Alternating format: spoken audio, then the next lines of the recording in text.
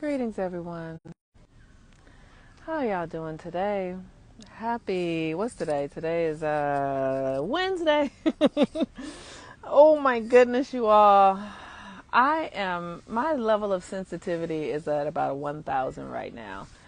I am experiencing just depths of energy that is coming in that I am working very intentionally to narrate as more love and more joy and more peace and more harmony.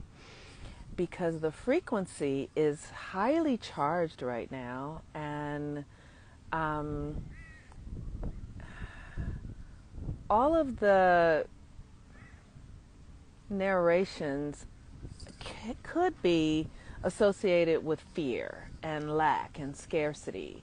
And what I know is that when we are closing out an old energetic form, when we're closing out old realities, they die hard. They die hard.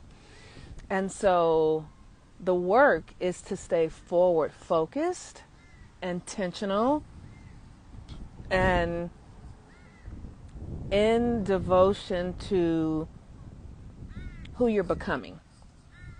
Now, with that, I hope you've been planning on who you're becoming. I hope you're planning on becoming something and someone else. I just had this incredible reading with a client that was a new client, and his name was Cedric, and maybe he'll hear me. And one of the things I loved about his reading was that he is deep in his own work.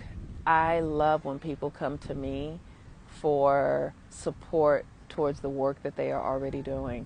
I am happy to support people who are just starting their work as well, because, we all got to start somewhere.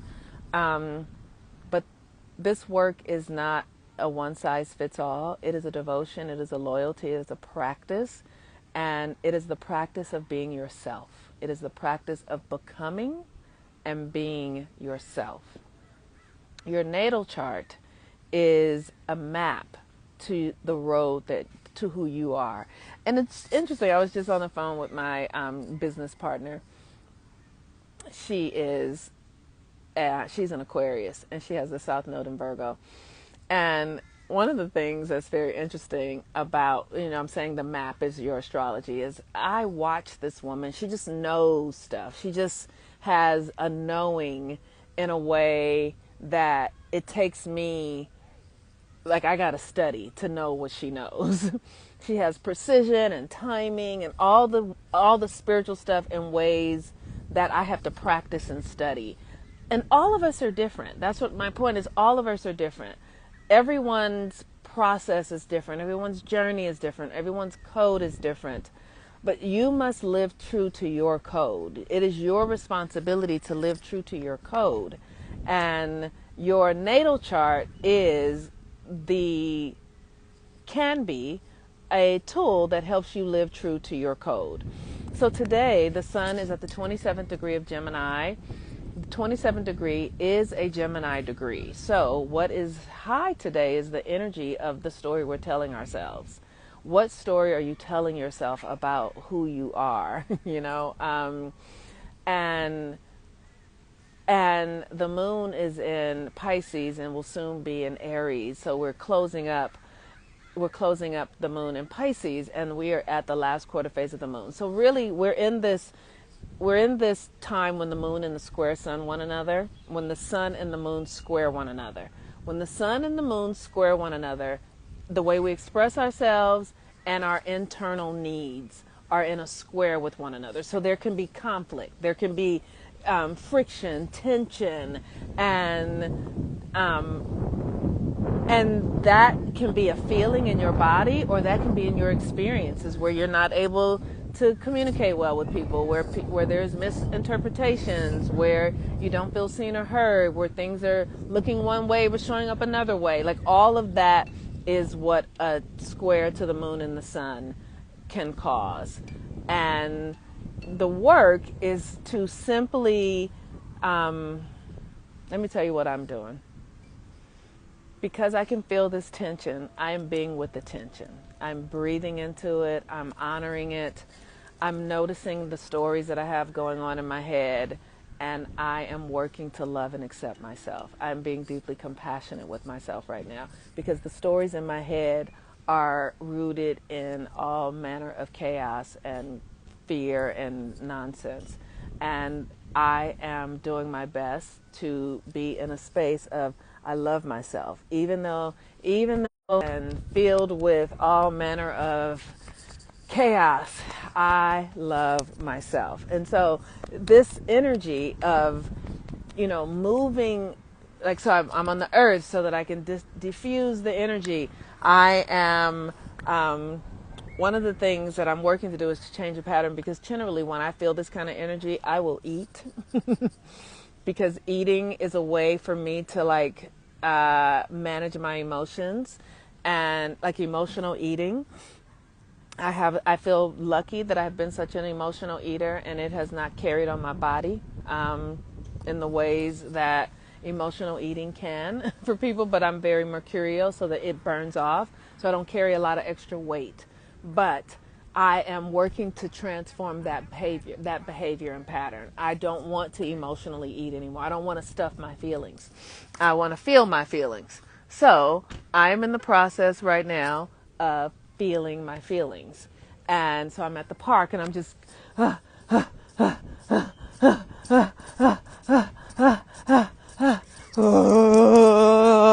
rather than eating them, rather than creating negative stories about people or myself or what's wrong with the world. And I am in the process of moving the feelings through, moving them through.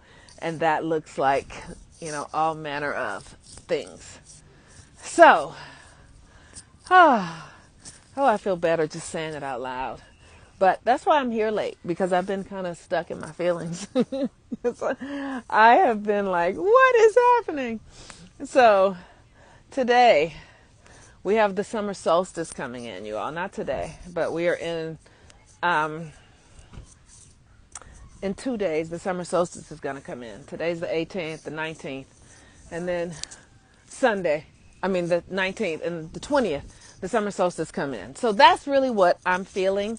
And that is that's what's coming through. More light. Summer is coming. The energy is very intense. So create space for it. And don't tell stories of anything other than you are open to receive, open to be who the spirit of the universe wants you to be. I've been telling myself, I am the unified field of consciousness. I am one with all that is. All my needs are met with grace and ease. I am at ease with this experience. This is easy. This is fun. This is joyful. It feels so good to be aligned.